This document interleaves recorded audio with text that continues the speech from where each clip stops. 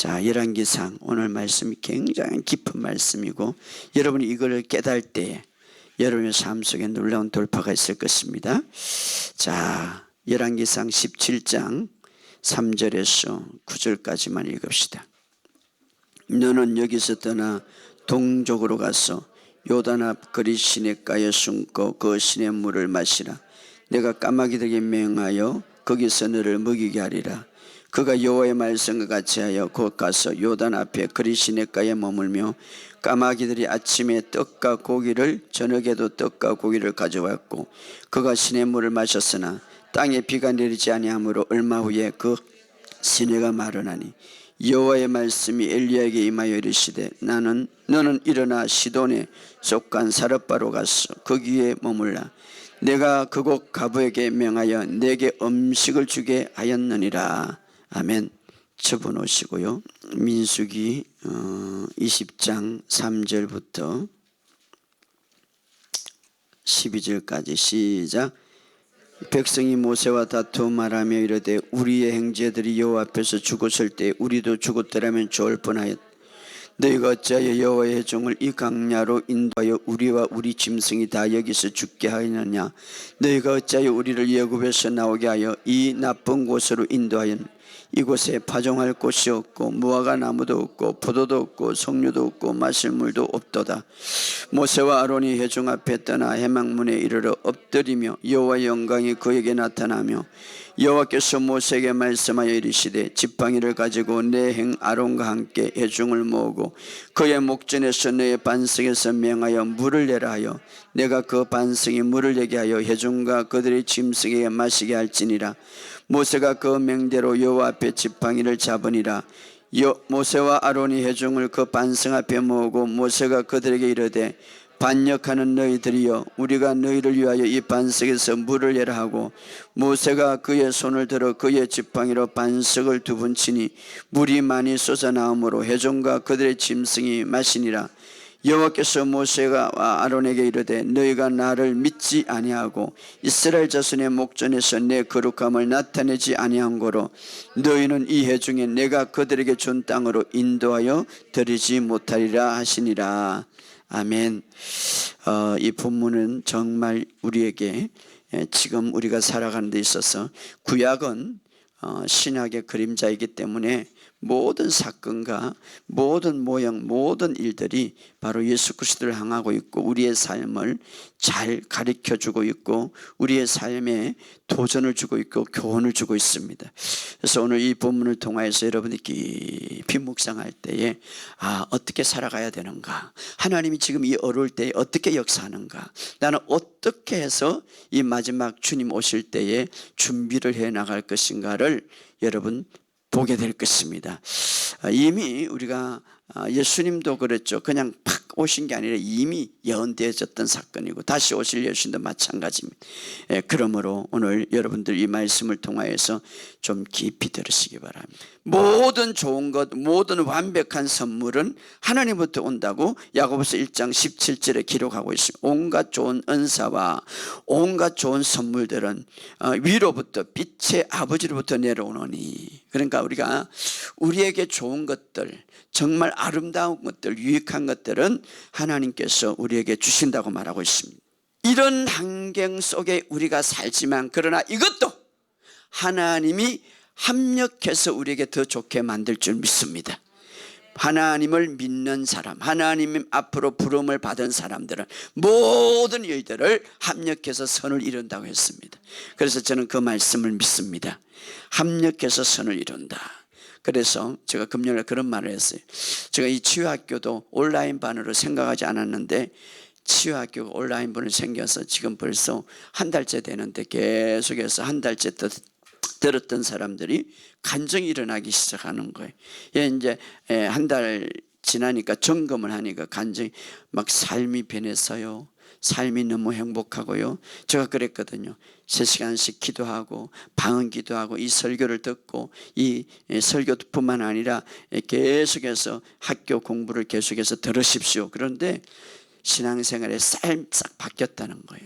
말씀 속에 들어가면 완전히 행복하다. 심지어는 삶의 기쁨뿐만 아니라 삶의 변화뿐만 아니라 질병도 치유됐다는 거죠. 제가 금요일날 간증했는데 너무 좋은 간증이라 다시 합니다. 폐가 너무 안 좋아갖고 막 피가 나. 그런데 말씀을 계속 듣고 아침에 일어나가지고 고백하고 선포하는데 폐가 완전히 치유됐다는 의사가 놀라는 거예요. 그래요. 하나님의 말씀이 이렇게 능력이 있어요. 여러분, 능력은 여기 있다 저기 있다 하지 말고 말씀 안에 있습니다. 이제 말씀을 정말 여기에 두지 말고 여기에 두시기 바랍니다. 실패한 건가? 머리만 들고 머리만 되고 머리가 크면 교만해져. 그러나 말씀을 가슴에 두시기 바랍니다. 가슴에. 내 가슴 속에 말씀이 들어올 때에, 내 가슴 속에 심겨질 때에 그 말씀은 폭발적으로 역사하는 거예요. 우리 한국은요, 인터넷을 통해서 이 말씀이 그냥 막 홍수. 그런데 기적이 안 일어납니까? 여기만 두니까 다 교만해지는 거예요. 자아만 깨지지 않고만, 자아만 자기가 커져가지고 자기가 어려운 것처럼, 자기의 능력이 강한 것처럼. 정말 여기에 말씀이 들어오면 어떤 변화가 일어나는지 아십니까? 주님, 저는 주님 앞에 아무것도 아니고 그저 주님 앞에 무릎 꿇습니다. 주님만이 위대하시고 주님만이 나의 주인이십니다. 굴복하게 되는 거예요. 믿음이 가득한다면 우리의 삶에는 능력이 있을 것입니다. 그래서 저는 이 복음이 우리 주생명뿐만 아니라 전 세계 전 교회에 전파되기를 원합니다.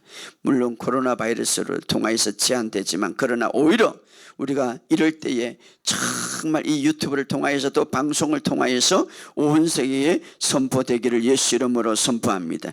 마지막 재림 전에 정말 이 복음이 온전히 선포되어서 수많은 사람들이 하나님의 생명을 얻고 하나님의 의 안에서 승리하는 삶을 살아가기를 예수 이름으로 선포합니다. 지금 전 세계가 기근과 재앙과 정말 질병으로 정말 가득한데, 사실은 이때가 정말 마지막 때가 다가왔다는 것을 우리에게 보여주고 있고, 또 한편으로는 예수님이 우리를 위해서 다시 오실 것을 반드시 알려주는 징조이기도 합니다. 예수님은 반드시 다시 옵니다. 자, 데살로니가서 1장 10절에 보면 그의 아들이 하늘로부터 강림하실 것이다.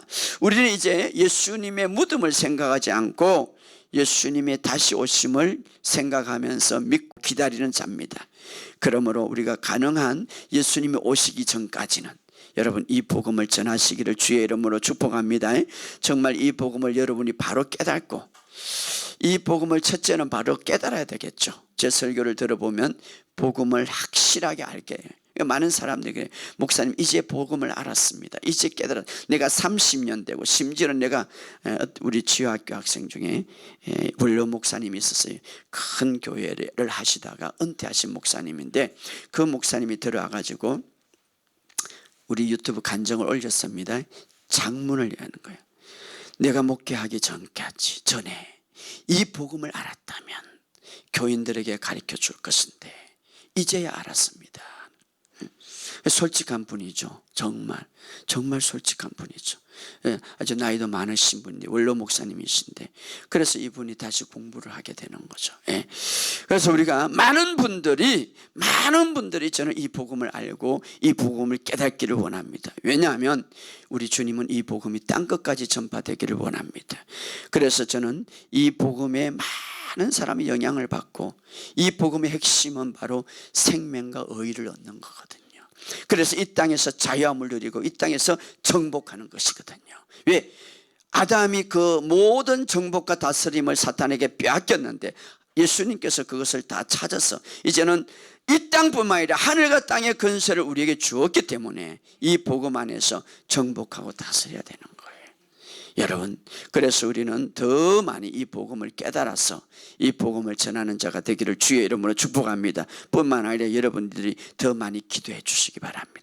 정말 이 복음이 전파될 수 있도록. 그래서 여러분들에게 제가 숙제를 하는, 정말 이 복음이 전파될 수 있도록 여러분 중보 기도해 주시고, 또 예배 전에 미리 나와서 좀 중보 기도해 주시기 바랍니다. 왜냐하면 제가 기도하면서 우리 성도들이 며칠이라도 좀 예배 전에 나와서 이 복음을 위해서, 여러분들이 은혜 받기 위해서 예배라는 것은 미리 나와서 좀 중보 기도하세요. 그래야 은혜가 더 커요. 왜냐하면 은혜 받기 위해서 내가 더 미리 준비하는 것이 중요한 거예요. 예, 제가 정말 멀리서 여기서 와가지고 기도 받으면 얘 빨리 치유가 일어나느냐, 정말 준비해서 오거든요. 준비해가지고 목사님한테 가서 한 번만 기도 받으면 낫겠네. 이번에도 금요일날 청년이 하나 있는데 이 뇌에 조금 문제가 있었고 두통이 많고 너무 힘들고 짓눌렸어요. 그런데 본인은 굉장히 영적으로라고 생각하고 있는데 이제는 기도하면은 하나님이 많은 것들을 열어주세요. 근데 다 묶여 있었어요. 그래서 제가 이 자신 스스로가 얼마나 묶어 있는지 알 수 있도록, 제가 이야기하면 또 잘 안 믿으니까 알 수 있도록 손을 얹으면서 저 그 안에 있는 어둠의 영을 꺼냈어요. 그리고 누구냐 하니까 막 이야기하기 시작하는 거예요. 언제 들어갔냐? 20살 때 들어가는 거예요. 뭐 하려고 갔냐? 죽이려고 왔지. 나가라 하니까 안 나가 그러는 거예요. 자기도 듣고 놀라는 거예요. 나갈 줄 아는. 너 영적인 상태다. 너는 지금 뭐 영성 있는 교회 있고 막 영적으로 막 사역한다고 하지만 너 모습이다 지금. 내가 이야기하면 안 들으니까 너가 스스로 듣기 위해서 내가 끄집어내는 거다. 오늘 우리의 삶 속에 정말 이런 모습들이 얼마나 많은지 몰라요. 근데 바로 그렇게 하나님의 은혜가 풀리는 이유는 뭡니까? 사모하니까. 가서 막 듣고 사모해서 오니까 바로 열리는 거죠. 여러분들이 정말 예배를 위해서 기도하고 말씀을 위해서 기도하고 찬양을 위해서 미리 와서 그리고 이 복음이 온 세상에 전파될 수 있도록 기도할 때에 기도는요 씨앗과 같아요. 여러분들이 중보 기도할 때 그 씨앗을 잘 좋은 밭에 숨으실 때 여러분에게도 축복이 있다는 사실을 믿으시기를 주의 이름으로 축복합니다. 뿐만 아니라 이 방송을 듣는 모든 분들도 이제 저를 위해서 이 복음이 땅끝까지 전파될 수 있도록 기도해 주시기를 주의 이름으로 축복합니다. 자, 이 복음을 우리가 직접 전하지 못하지만 그러나 이 중보 기도하면서 우리가 복음을 전할 수 있고, 또 하나는 이 방송을 듣는 모든 분들이 유튜브 설교를 다른 분들에게 소개해 줌으로써 이 복음을 전하는 거예요. 사실은 지금은 나가서 대면하지 못하지 않습니까? 그러나 이 유튜브를 통하여서 누구를 소개할 때 복음을 전하는 겁니다. 그래서 우리가 땅끝까지 복음을 전할 때 정말 주님이 기뻐하는 것. 우리가 어려울수록 무엇을 붙잡는가? 사람을 의지하지 마시고 말씀을 의지하시기를 주의 이름으로 축복합니다. 어려울수록 말씀을 의지할 때 실패하지 않습니다. 그러나 사람을 따라가면 실패합니다. 우리가 말씀을 의지하시기를 주의 이름으로 축복합니다. 자, 아무리 어려울지라도 그러나 하나님의 사람들은, 하나님의 백성들은 언제나 공급하시고 지켜준다는 사실을 성경을 통해서 우리는 알 수가 있습니다. 여러분 기억하시기 바랍니다. 이 사실은 믿어야 돼. 아무리 어려운 환경 속에서도 선하신 하나님은, 하나님의 자녀들은 항상 공급하시고 항상 책임지시고 항상 이끌고 있다는 사실을 믿으시기를 주의 이름으로 축복합니다. 우리가 믿음의 세계에 들어올 때에 왜 하나님은 나에게 역사하지 않을까? 아니에요. 믿지 않기 때문입니다. 우리가 구원도 믿어야 죄에서 구원을 받는 것처럼 여러분의 삶 속에 믿으시기를 주의 이름으로 축복합니다. 첫 번째로 이 어려운 시기에 정말 여러분들이 정말 가져야 될 자세는 뭔가? 정말 역경 속에서도 환난 속에서도 이 코로나 바이러스 같은 이 어려운 환경 속에서도 하나님의 자녀들은 언제나 공급해 주시고 지켜주신다는 것을 믿으시기를 주의 이름으로 축복합니다. 오늘 주가 두 가지로 그 사실을 증명해 드리겠습니다. 오늘 열왕기상 17장 3절 4절에 보면 우리가 잘 아는 대로 엘리야의 이야기인데, 이 당시에는 북이스라엘, 자 이스라엘 남쪽과 북쪽이 갈라지는데 북쪽에는 굉장히 우상 숭배가 많았던 나라인데 그 당시에 최고의 악한 아합 왕과 이세벨, 악한 왕이죠. 그래서 그 당시에 아합과 이세벨은 무엇을 숭배했냐? 바알을 숭배했는데, 바알, 자기들만 숭배한 게 아니라 이스라엘 전체를 숭배하고 하나님을 믿는 선지자들을 죽이는 그런 일들을 했습니다. 자, 이 바알이라는 말은 천둥의 신이고 비의 신이고 풍부의 신이라. 그래서 아주 이 풍부를 주는 신이라라고 이래서 자신들이 만들어 가지고 바알 신을 신인데, 그때 하나님께서 뭡니까? 3년 6개월 동안 비를 내리지 않았어요. 왜냐하면 이 풍요의 신인 바알이 어떤 영향도 행사할 수 없다는 것을 보여주기 위해서. 자, 그런 어려운 시기에 여러분 3년 반 동안 이 비가 오지 않았다는 것은 굉장한 나라의 가뭄이고 먹을 것도 없고 힘든 지죠. 굉장히 고통스럽죠. 다 말랐죠. 그럼에도 불구하고 하나님의 사람들을 하나님은 지키시고 공급한다는 것을 보여주는데, 자, 이런 기근 속에서도 엘리야 이야기를 통하여서 하나님의 백성들에게는 어떻게 공급해 주는가. 자, 내가 까마귀들에게 명령하여 거기서 너를 먹이게 하리라. 거기서 너를 먹이게 하리라. 하나님이 정하신 장소가 있죠. 하나님이 이제 우리에게 말씀하는 장소가 있죠. 내가 그곳에서 너를 먹이겠다. 무엇을 통해서? 까마귀를 통해서. 자, 하나님이 이끄는 그 정확한 장소, 하나님이 이끄는 그 기름의 부은 장소, 하나님이 이끄는 그 예배의 장소, 하나님이 이끄는 그 기도의 장소, 기름 부음의 장소가 우리가 정확하게 있다면 하나님은, 하나님의 공급은 강물처럼 우리에게 흘러들을 겁니다. 자, 우리가 어려울수록 하나님이 이끄는 장소, 하나님이 함께하는 그 장소에 있기를 주의 이름으로 축복합니다. 까마귀에 명령하여 거기서 너를 먹이겠다, 이 말이에요. 이것은 뭡니까? 오늘 하나님의 사람들, 지금 바깥에서는 어떻습니까? 기근이 3년 동안, 3년 반 동안 물이, 비가 안 와가지고 다 먹을 것이 없어요. 심각한 거예요. 그럼에도 불구하고 하나님의 사람들에게는 그곳에서 내가 먹이겠다, 이 말이에요. 하나님은 이렇게 어려운 가운데서도, 기근 속에서도 먹인다, 이 말이에요. 뿐만 아니라 그것이 통로가 막힐 때 또 다른 통로를 하나님이 여시는데, 어떻게 여십니까? 7절 8절 9절 읽어봅시다. 땅에 비가 내리지 아니하므로 얼마 후에 그 시내가 마르니 여호와의 말씀이 엘리야에게 임하여 이르시되, 너는 일어나 시돈에 속한 사렙바로 가서 거기에 머무라. 내가 그곳의 과부에게 명하여 내게 음식을 주게 하리라. 자, 이 보세요. 후에 하나님께서 엘리야에게 사렙바에 있는 과부에게 가라고 말씀하시, 그곳에서 엘리야에게 다시 공급을 주겠다고 말하고 있죠. 왜냐하면 지금 까마귀를 통해서 공급했던 그곳에서는 이제 땅에 비가 내리지 않고 말랐다. 그 위에라고 시냇가가 완전히 다 말란 것이죠. 그런데 하나님께서 또 다른 공급을 여시는 것을 우리에게 보여주고 있는 것이죠. 그래서 사렙바 과부에게 가서 다시 너에게 공급해 주겠다, 이렇게 말하고 있습니다. 하나님의 공급은 항상 같은 모양으로 오지 않을 수가 있습니다. 하나님의 지원은 항상 같은 모양으로 오지 않을 수가 있습니다. 우리는요, 너무나 이 딱 규칙을 만들어 놔가지고 그 속에 하나님을 드리려고 그러는데, 아니에요. 내 틀을 가지고 하나님께 접근하지 마시기 바랍니다. 하나님은 항상 같은 모양으로 역사 아니할 수도 있습니다. 한쪽에는 까마귀를 통하여서, 한쪽에는 사렙바 과부, 얼마나 가난해요. 그럼에도 불구하고 그것을 통하여서 하나님이 역사하시더란 말이에요. 우리가 하나님의 은혜를 받을 때, 하나님의 축복을 받을 때, 하나님의 치유를 받을 때 나의 털을 다 깨심. 공급도 마찬가지. 하나님은 다양한 방법으로, 그래서 나의 틀을 버리시고 하나님이 행하시고 하나님이 이끄는 대로 그 흐름을 따라간다면 우리는 초자연적인 기적을 보게 될 것을 믿습니다. 할렐루야. 그러기 위해서 우리가 항상 기도의 끈을 놓치지 마시기를 바랍니다.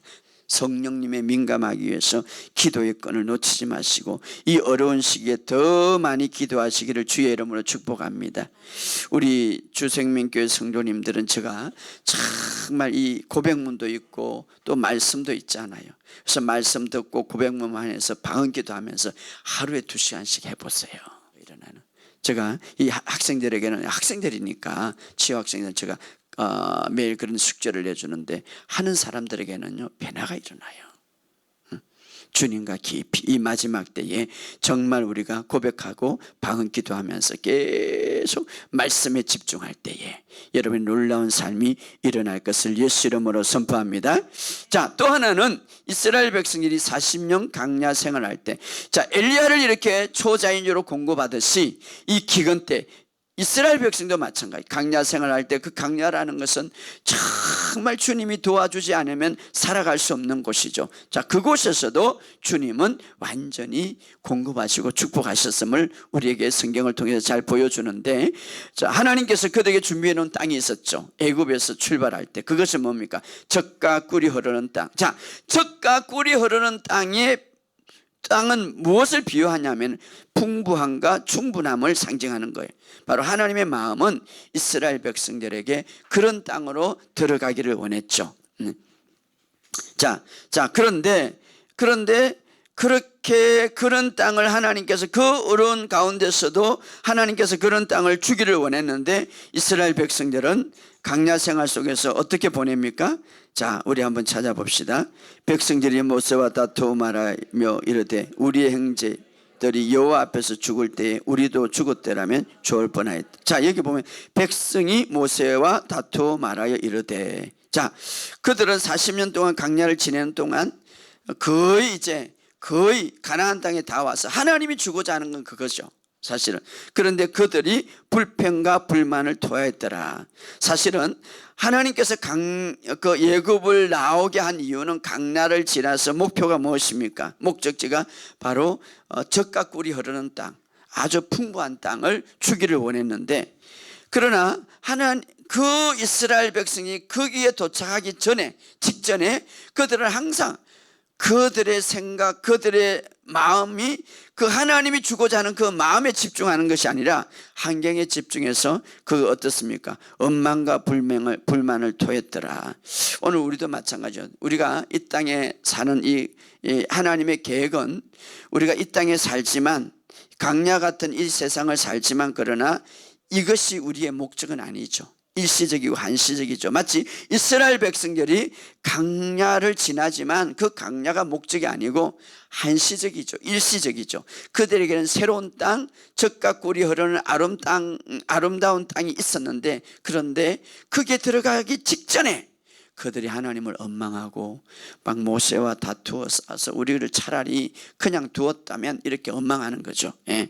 자, 그런데 우리도 마찬가지. 오늘 이 사건을 통해서 우리에게 보여주는 것은, 우리도 정말 하나님께서 우리가 이 세상에서 때로는 고통이 오고 때로는 아픔이 오고 때로는 이런 바이러스를 통하여서 우리에게 주고자 하는 것들이 있는데, 우리가 진짜 하나님의 목적이 있는데 이스라엘 백성들은 그것을 깨닫지 못했습니다. 자, 그러면 강야를 지나는 동안에 하나님의 생각, 하나님의 마음은 어떻는가? 오늘 우리가 이 세상을 사는 동안에 진짜 우리가 가야 할 목적이 있고 안식이 있고 우리가 가야 할 축복 땅이 있는데, 우리가 이 강야 세상 속에 살면서 하나님의 생각은 어떻는가? 우리 신명기 한번 찾아봅시다. 신명기 2장 7절. 내 하나님 여호와께서 내가 하는 모든 일에 내게 복을 주시고 내가 이 큰 강야를 두루 다님을 알고 내 하나님 여호와께서 이 40년 동안 너와 함께 하셨으므로 내게 부족함이 없었느니라 하기를. 자, 여기 보면 두 가지 중요한 건 너와 함께 함으로, 또 하나는 내게 부족함이 없느니라. 사실 강야 생활 속에서 배우는 것이 있는데 그게 뭐냐면 하나님이 함께 하는 것과 또 하나는 뭡니까? 부족함이 없는 것. 사실은 강야 생활하면서 그들의 양식 만나와 메추라기를 먹이시고 그들이 발이 부르트지 않고 옷이 어떻습니까? 헤어지지 않는, 정말 하나님께서 초자니고 돌보시고 하나님이 함께하는 것과 그들에게 부족함이 없다는 사실을 느끼게 하는 거죠.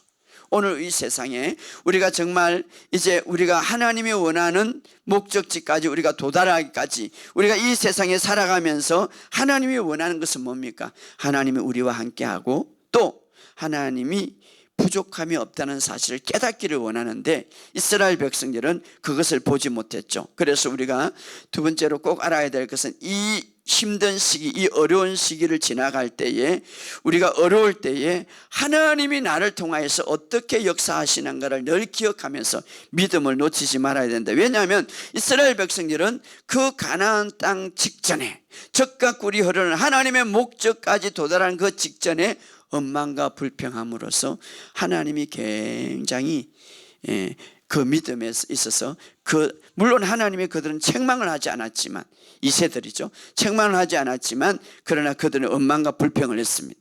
자, 오늘 이것은 우리에게 주신 깊은 교훈인데, 우리가 이스라엘 백성들처럼 힘든 시기를 지날 때에 이 강야와 같은 이 시대를 지나갈 때 우리가 어떤 생각을 해야 되냐면, 우리와 함께하고 우리에게 공급해 주셨다는 것을 우리가 기억하면서, 그때를 기억하면서 원망과 불평을 하는 그 믿음을 우리가 원망과 불평으로 믿음을 잃어버리지 말아야 되겠다 이 말이죠. 이스라엘 백성이 그랬죠.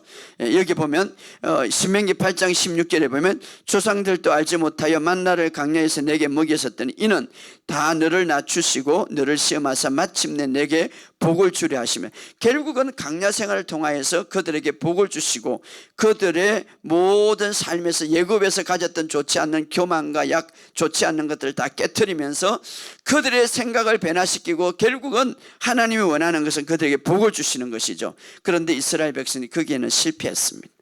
자, 여기 오늘 본문에 오늘 우리가 오늘 이스라엘 백성들이 강야 생활을 거의 마치면서 이제 가나안 땅 직전에 들어가기 직전에 그들이 원망과 불평을 했죠. 왜냐하면은 우리에게 마실 물도 없고 우리에게 정말 좀 더 좋은 환경이 없다고 이렇게 원망불평한 것처럼, 오늘 같은 시기도 우리가 이 코로나 바이러스를 만날 때 어쩌면 여기 오늘 신명기 8장 16절에 보면 이런 말을 합니다. 내 자손들도 알지 못했던 만나를 강야에서 내게 먹이셨나니 이는 너를 낮추며 너를 시험하사 마침내 내게 복을 주려 하심이라. 너를 시험한다는 이 말이 있습니다. 오늘 요즘 같은 이 어려운 시기면 어쩌면 하나님이 우리에게 테스트 기간일 수도 있습니다. 자, 하나님이 코로나 바이러스는 주지 않았지만 오늘 이것을 통하여서 하나님은 우리에게 무엇을 시험하는가 우리가 한번 생각해 봐야 됩니다. 요즘 같으면 하나님이 테스트하는 시간. 자, 하나님이 테스트하는 시간과 마귀가 우리에게 주는 시험과는 다릅니다. 마귀가 주는 우리의 시험은 결과는 어떻습니까? 좋지 않은 악한 것이 우리의 삶에 좋지 않은 결과를 주겠죠. 그러나 하나님이 주는 테스트는 언제나 좋은 영향을 마치죠. 테스트는 좋은 축복을 가지고 오죠. 그래서 우리가 이런 기간을 통하여서, 이런 코로나 바이러스, 이런 환경을 통하여서 하나님이 우리에게 무엇을 보기를 원합니까? 우리의 믿음을 보기를 원하죠. 할렐루야. 더 좋은 것을 주길. 그래서 성경에 있는데 마침내 내게 복을 시험하사 마침내 내게 복을 주기를 원한다. 이 코로나 바이러스, 이 어려운 환경을 통하여서 하나님이 테스트 하신다면 우리에게 무엇을 테스트하겠습니까? 우리의 믿음을 보기를 원하시죠. 정말 믿음을. 저는 이 어려운 시기에 이때가 정말 하나님이 우리를 무엇을 보는가? 믿음을 보는 거죠. 믿음. 이 어려운 시기에. 그래서 정말 우리의 믿음을 온전하게 하나님 앞에 지킨다면 합력하여 선을 이루시는 주님은 우리에게 마침내 복을 주려 합니다. 더 큰 축복이 열릴 줄 믿습니다. 바로 이스라엘 백성들이 강야 40년 생활 거의 끝날 때에 약속 땅에 들어가기 직전에 그들이 굉장히 어려움을 당하고 원망불평했는데 오늘 우리는 바로 그 시기에 있다고 생각이 됩니다. 자, 민수기 20장 3절 5절 여러분 나중에 들읍시다. 이제 거의 40년 생활을 끝나고 가나안 들어가기 직전에 그들이 어떤 일이 벌어집니까? 3절에 보면 백성이 모세와 다투어 말하며, 이것은 오늘 바로 약속의 땅 입구에, 이제 거기 약속의 땅 입구에, 적과 가나안 땅이 흐르는 그 땅 입구에 들어갈 때 그들이 참지를 못했죠. 그래서 바로 원망과 불평을 했는 거죠. 오늘 우리는 이제 주님이 오실 이제 때가 얼마 남지 않았어요. 바로 이 사건은 우리가 살아가는 이 시대에 우리에게 주는, 현재 우리에게 주는 굉장히 중요한 교훈이기도 합니다. 왜냐하면 이스라엘 백성들이 애굽에서 나온 목적은 강야가 목적이 아니라 바로 약속의 땅이죠. 그것이 목적이죠. 그런데 그 목적을 앞두고 어떤 일이 벌어집니까? 원망하고 불평하고 막. 자, 우리도 오늘 우리는 주님을 기다리고 있습니다. 오늘 우리는 주님을 기다리고 있고 또 우리는 이제 얼마 안 가서 그 다시 오실 주님을 맞이할 것이고 주님이 준비하신 그 나라에 우리가 들어가게 될 것입니다. 그런데 이스라엘 백성들이 그 들어가는 그 직전에 그들은 원망과 불평을 하고 모세에게 막 불평을 하게 되는 것이죠. 자, 그때에 이스라엘 백성은 그랬지만 모세와 아론은 달랐습니다. 오늘 우리가 이제 예수님이 오시기 직전에 지금 이 어려운 시기를 만났습니다. 굉장히 힘든 시기를 만났습니다. 이제 주님이 오실 때가 얼마 남지 않았는데 우리가 정말 이 시기는 이스라엘 현재의 그 모습과 비슷합니다. 그렇다면 이때에 우리는 어떤 자세를 가져야 되는가? 우리 6절을 다 같이 읽어봅시다. 6절. 모세와 아론이 회중 앞에서 떠나 회막문에 이르러 엎드리며 여호와의 영광이 그들. 자, 지금 모든 이스라엘 백성들은 모세와 아론 앞에 와서 원망과 불평을 막 털어놓는 거예요. 차라리 우리를 죽이지. 왜 우리를 데리고 왔어? 지금 뭡니까? 가나안 땅 직전에 그런 거예요. 그런데 이 소리를 듣고 회중 앞에서 떠나서 아론과 모세는 회막문 앞에 여호와의 임재 앞에 엎드렸더라. 놀라운 모습이죠. 바로 오늘 우리가 가져야 할 자세입니다. 주님이 오실 때 이제 얼마 남지 않았는데 바로 그들이 가나안 땅 들어가기 직전에 원망과 불평, 세상의 소리가 원망의 불평에 가득한 소리, 그러나 그 소리를 떠나서 회막 앞에서 모세와 아론이 회막문 앞에 엎드려 거기 이르러 엎드리며 바로 오늘 우리의 자세죠. 어렵고 불평이 가득한 이 시기에 이 세상의 소리에 모세와 아론은 모세와 회중을 떠나서 회막문 앞에 엎드리며 누구 앞에? 주님 앞에. 오늘 바로 이 시기가 주님 앞에 엎드릴 시기다 이 말이에요. 주님 앞에 우리가 정말 기도할 시기다 이 말이에요. 왜? 이제는 주님 오실 때가 얼마나 이런 어떤 세상의 징조, 이런 전염병을 통하여서 이제 마지막 때를 성경은 말하고 있기 때문에, 그러므로 이제 주님 앞에 우리가 나와서 엎드릴 시기다 이 말이에요. 엎드리면 엎드릴수록 어떤 역사가 일어나는가? 이렇게 말해요. 여호와의 영광이 그들에게 나타나며. 할렐루야. 이것이 바로 오늘 우리가 그리스도의 진정한 모습이다. 사실 모세와 아론은 지도자죠. 저는 목사로서, 지도자로서 이런 모습이 오늘 교회가 먼저 있어야 돼. 목사들이 먼저 있어야 돼. 교회 지도자들이 먼저 있어요. 이제는 다른 데 볼 필요가 없어요. 정말 주님 앞에 엎드려야 되는 거예요. 또 성도들도 마찬가지. 이제는 주님 앞에 엎드려요. 왜? 그분의 영광이 나타나기를 소망해야 되는 거예요. 할렐루야. 그것이 답이에요.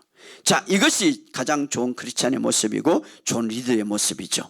기도하지 않고 이 어려운 상황을 이기려고 이리저리 헤매는 사람은 정말 어리석은 사람이에요. 기도하지 않고 살아가는 사람은 자기의 힘으로 자기의 의로 살아가는 교만한 자예요. 이 마지막 때 주님을 기다리는 자세가 뭡니까?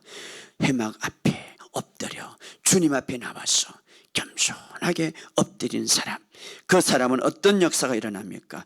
주의 영광이 나타나며. 7절에 다시 같이 읽어볼 시작. 여호와께서 모세에게 말씀하여 이르시되 지팡이를 가지고 내 형 아론과 함께 회중에 모으고 그들의 목전에서 너는 반석에게 명하여 물을 내라 하니 내가 그 반석을 물을 내게 하여 회중과 그들의 짐승을 마시게 할지라. 자, 하나님의 영광이 임할 때에 하나님의 말씀이 들려지는 거예요. 하나님의 말씀이 들려질 때 해답이 풀려지는 거예요. 할렐루야. 내가 반석에게 명하여 물을 내라. 할렐루야. 바로 이것이 하나님의 영광, 바로 모세에게 지침서를 내리는 거죠. 막 세상의 아우성, 백성들은 아우성, 원망불평의 아우성이지만 바로 하나님 앞에 엎드리는 자는, 하나님 앞에 엎드리는 자는 그 해답을 얻고 그 영광을 얻고 그 모든 삶을 취할 수가 있는 겁니다. 할렐루야.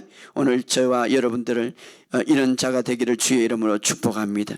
여기에 보여주는 이 모습들, 바로 오늘 우리의 모습들임을, 우리의 지금의 환경의 지금 상황의 모습들과 비슷합니다. 자, 여기에 보면, 자, 너 그들의 목전에서 너의 반석을 명하여 물을 내라. 이렇게 말합니다. 지금 백성들은 뭐라고 말해요? 원망과 불평을 하고 있는. 그런데 하나님은 백성들을 꾸짖지 않고 백성들을 책망하지 않고 백성들을 심판하지 않고 그들에게 내가 공급해 주겠다 약속하는 거예요. 할렐루야. 자, 오늘 이 구약의 이 하나님의 마음은 사람들을 내가 축복하겠다. 이제 직전에 가나안 땅이 이제 다 왔는데 그럼에도 불구하고 원망불평하는 그들에게 내가 축복하겠다는 것이죠. 자, 그래서 모세에게 이제 마지막으로 알리죠. 네가 이제 반석에게 맹하여서 물을 내라. 그런데 이전에 우리가 잘 알듯이 백성들은 원망하고 불평하고 모세를 불평하고 원망하는 것은 하나님을 불평하고 원망하는 것이죠. 그럼에도 불구하고 하나님은 전혀 그 말에 대해서 말하지 않고 이제 내가 물을 내라 이렇게 말합니다. 자, 오늘 신학에 와서 이 말씀은 어디에 적용되는가? 자, 예수님께서 십자가에 못 박혀 돌아가시고 우리의 죄를 위해서 죽으심으로 하나님의 공의를 완전히 만족하셨죠. 그래서 죄의 모든 장벽을 완전히 무너뜨렸습니다. 자, 구약에서 그런 원망과 불평에서 그럼에도 불구하고 하나님은 선하심과 하나님의 사랑과 하나님의 공의를 사람들에게 알리기를 원했습니다. 오늘 마찬가지로 하나님은 동일하게 그 구약의 하나님 신 하나님께서 오늘 신학에 와서 이미 예수님은 우리의 모든 죄의 문제를 구약에서는 죄의 문제를 해결하지 못했지만 이제 신학에 와서 모든 죄의 문제를 해결했기 때문에 여전히 하나님은 우리에게 그분의 선하심과 아름다우심을 나타내기를 원하시죠. 나타내기를 원하시죠. 예. 그리고 지금 예수님은 대제사장으로서 우리의 좋은 일을 하고 있기 때문에 하나님은 나타내기를 원하십니다. 자, 그런데 이 구약에서 하나님께서 이스라엘 백성들의 불평과 원망을 책망하는 것보다는 하나님의 선하심을 나타나기를 원하시는데 여기서 중요한 것은 꾸짖는 대신에 모세에게 하나님의 선하심을 나타내기를 원하죠. 자, 여기서 잠깐 우리가 생각한 것은 제사장은 하나님의 은혜를 나타내고 선지자는 율법을 대변하는 사람인데 여기서 보면 지팡이를 가지고 이 지팡이는 어떤 지팡이냐면 모세의 지팡이가 아니라 아론의 지팡이. 아론은 대제사장이죠. 아론은 대제사장. 자, 아론은 대제사장의 지팡이인데 그 지팡이는 바로 은혜의 지팡이에요. 자, 지팡이에 두 가지 차이가 있는데 여기서 제가 여러분들에게 굉장히 중요한 것은 모세의 지팡이는 심판의 지팡이죠. 자, 여기 오기까지 수년 전에 모세는 그 지팡이를 통하여서 무엇을 했습니까? 바위를 첫 번째 바위를 쳤죠. 그래서 물을 냈죠. 그것이 바로 출애굽기 17장 5절에 보면 물을 쳤어요. 내가 반석을 치라. 그때도 이스라엘 백성이 원망불평하니까 그때는 반석을 치라. 물이 나오리라. 그래서 그뿐만 아니라 나일강을 칠 때에 피가 막 피를 배냈죠. 그래서 주로 모세의 지팡이는 심판의 지팡이로 사용했습니다. 나일강을 칠 때만은 피가 나오고 반석을 칠 때만은 물이 나왔죠. 예. 자, 모세의 지팡이는 주로 그럴 때 사용했죠. 자, 그러면은 여기 반석이라는 아주 모세는 여기 지금 반석에서 말하라라는 이 단어와 수년 전에 이 세대 전에 반석을 치가지고 물이 나왔는데 이 반석이라는 것 굉장히 중요한데 이 반석은 무엇을 상징하는 신약 성경에 보면 고린도전서 10장 4절에 보면 이 반석은 곧 그리스도라. 바로 예수님을 가리키는 거예요. 여러분 나중에 한번 찾아보시면 다 같이 신령한 음료를 마셨으니 이는 그들 따라 신령한 반석으로부터 마셨으며 그 반석은 곧 그리스도라. 자, 그러면 이 두 가지 중요한 것 첫 번째 반석을 치라고 했고 바로 이 반석을 첫 번째 치라고 한 것은 바로 예수님의 십자가의 심판을 상징하는 거예요. 그래서 이미 예수님께서 십자가의 신학에 와서 십자가를 통하여서 심판을 받는 사건을 예표하는 거죠. 심판을 받는. 그래서 반석을 칠 때 무엇이 나왔습니까? 물이 나왔어요. 첫 번째 반석을 칠 때. 자, 예수님께서 십자가에 죽으심으로써 우리는 생수의 강을 흘러 넘치게 받을 수 있는 거예요. 자, 첫 번째 출애굽기에 반석을 칠 때에 물이 나온 거예요.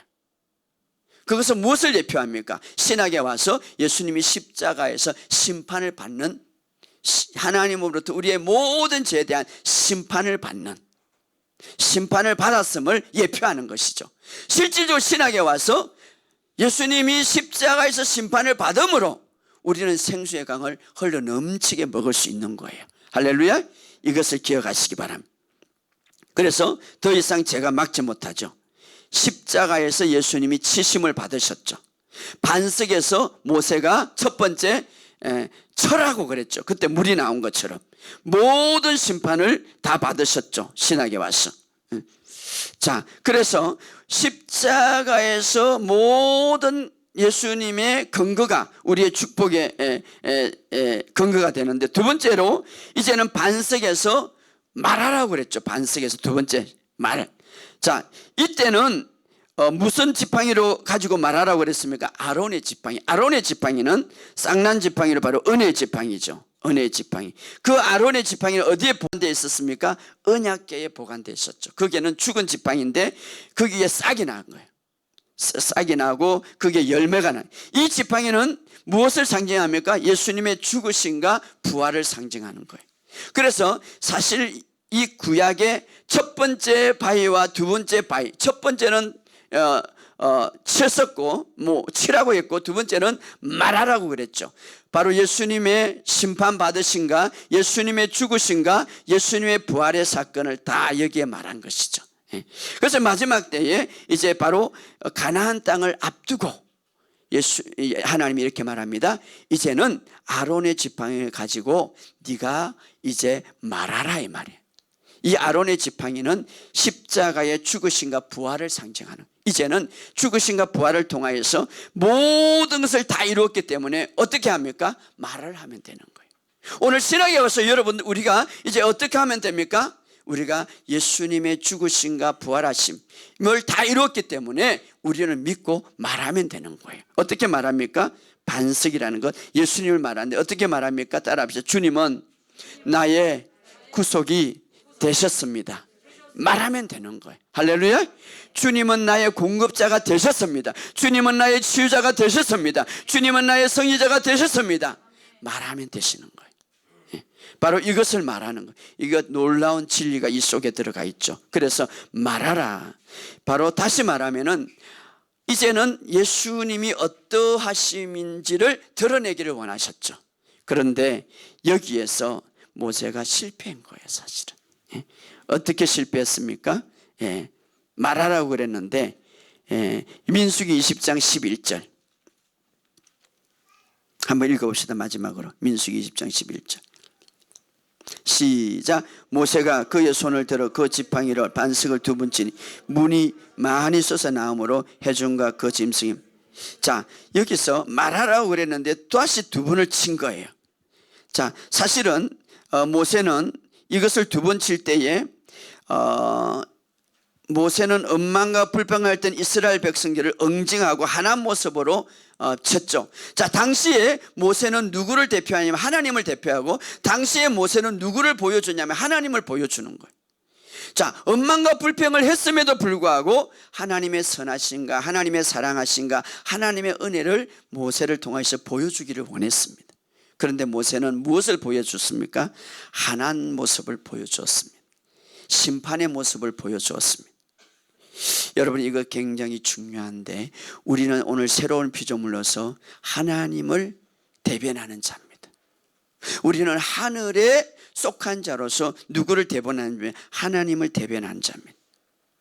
어떤 분은 항상 하나님이 하나님 모습으로 나타내는 거예요. 어떤 분은 항상 하나님 맨날 심판과 두려움을 주는 하나님으로 나타내는 거예요. 하나님이 원하는 것은 진정으로 자신의 모습을 그대로 나타내기를 원하는데, 모세는 여기 직전까지는 아주 멋있게 잘 왔습니다. 그런데 마지막으로 하나님을 나타낼 때에 심판의 하나님, 용서하지 못하는 하나님, 한한 하나님을 나타내고 실패하고 말았습니다. 오늘 우리도 마찬가지.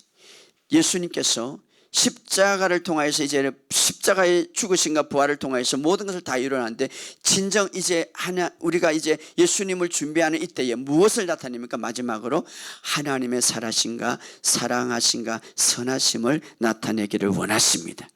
여기서 모세는 크게 두 가지 실수를 저해서 가나안 땅에 들어가지 못했습니다. 첫째는 하나님의 중심을 놓쳤고, 따라합시다. 하나님의 중심. 또 하나는 굉장히 중요하죠.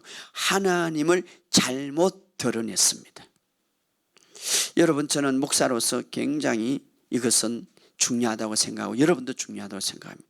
하나님을 잘못 소개하거나 잘못 드러낼 때에 이거는 굉장히 큰 문제가 되는 거예요.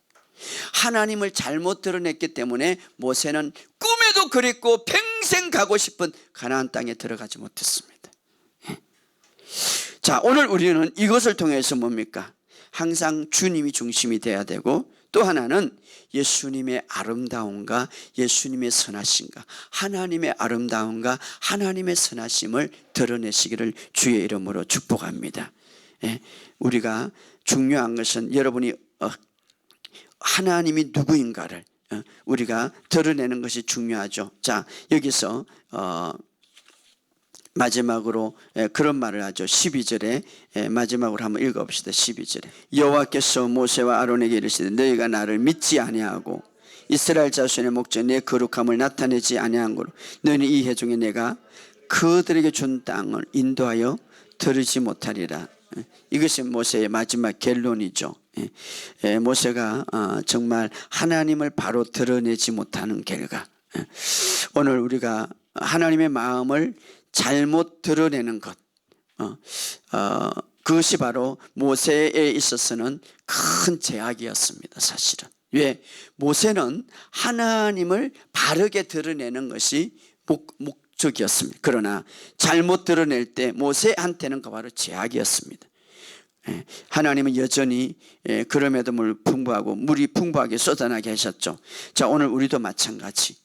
오늘 우리가 그러면 하나님을 우리가 어떻게 잘 드러낼 수가 있습니까? 하나님의 선하시고 이제는 그 십자가를 통해서 하나님의 은혜가 풍부하신 이런 것들을 우리가 말함으로써 그분을 드러내는, 바르게 드러나는 저와 여러분이 되시기를 주의 이름으로 축복합니다. 우리는 이스라엘 백성을 통하여서 엘리야를 통하여서 이 시대에, 이 어려운 시대에 어떻게 우리가 보내고 어떻게 우리가 예수님을 믿어야 될 것인가를 우리에게 주는 귀한 교훈입니다. 시간이 많이 갔지만 그럼에도 이 말씀을 묵상하시면서 계속해서 승리하는 저와 여러분이 되시기를 예수 이름으로 선포합니다.